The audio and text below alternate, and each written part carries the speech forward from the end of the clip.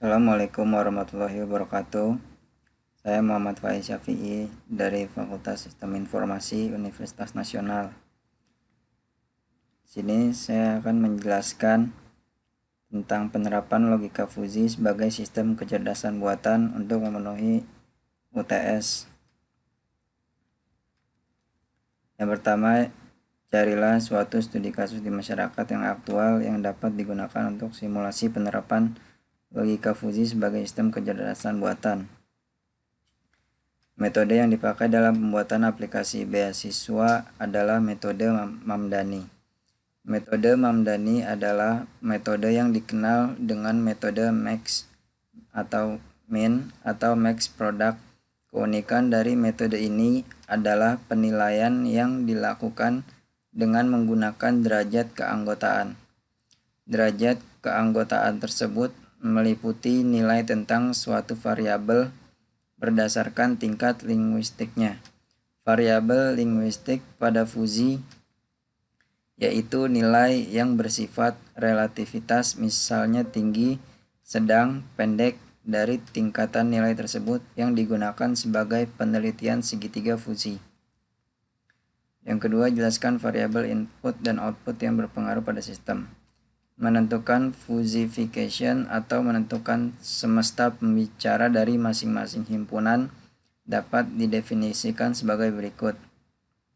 Inputnya dan output, nama variabel, IPK atau indeks prestasi kumulatif, semester pendapatan orang tua atau wali, jumlah tanggungan orang tua, nilai NES ditolak atau diterima, semesta pembicara 2 sampai 4. 1 kurang 7 100 kurang 2.500, 1 kurang 6 20 per 100, 10 per 10 dan 5 per 15. Yang ketiga, simulasikanlah soal nomor 1 di MATLAB dengan aplikasi Fuzi Logic Designer. Langkah pertama adalah membuat variabel input dan output di dalam Fuzi Logic. Di dalam variabel input terdapat 5 parameter yaitu IPK, semester, pendapatan orang tua atau wali, jumlah tanggungan orang tua, dan nilai tes, serta variabel output yaitu seleksi beasiswa. Untuk menampilkan Fuzi Logic, ketik Fuzi pada command window di dalam aplikasi MATLAB dan tampilannya seperti gambar 1. Nah, ini adalah gambarnya. Yang pertama tuh ada IPK, semester, penghasilan orang tua, dan jumlah tanggungan orang tua. Nah, ini gambar yang kedua. Untuk menampilkan membership function adalah dengan klik 2 kali pada variabel input, lalu ketik range atau semesta pembicara yang sudah ditentukan. Misalnya pada variabel IPK ketik range 24, maka untuk nilai parameternya tidak boleh lebih dari 4. Berikan nama pada masing-masing kurva, lalu pilih tipe trap MF dan berikan nilai parameternya. Setelah itu, variabel input dan output selesai dimasukkan. Tahap selanjutnya adalah membentuk aturan fuzi. Aturan pada suatu model fuzi menunjukkan bagaimana suatu sistem beroperasi dengan operator, misalnya OR atau AND. Untuk menampilkan aturan fuzi, pilih edit pada menu bar membership function, lalu klik rules. Aturan yang terbentuk seperti diperlihatkan pada gambar nomor 3.